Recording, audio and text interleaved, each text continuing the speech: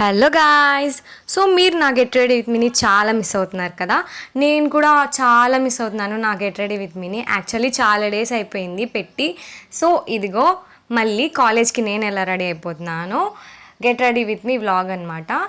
So నేనైతే as usual same అనమాట, అన్నీ స్కిన్ కేర్ అవే యూజ్ చేస్తున్నాను.